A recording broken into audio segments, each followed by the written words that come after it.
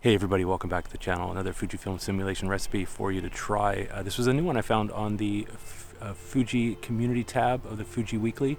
A great recipe I found called Aged Negative. Now it's based on classic negative. I loaded it up on my X100v and took a walk around. I'm at my favorite place, Ratchaver Beach, and I was planning to actually head down to the beach, but it's a little bit windy, so I figured I'd kind of check out the campsite. And the campsite is mostly closed. A lot of the areas are kind of closed off, kind of eerie out here. There's nobody around. All the campsites are empty, nobody here, and it's a great day to kind of walk around. I'll see what I can find with taking some pictures with this film simulation recipe.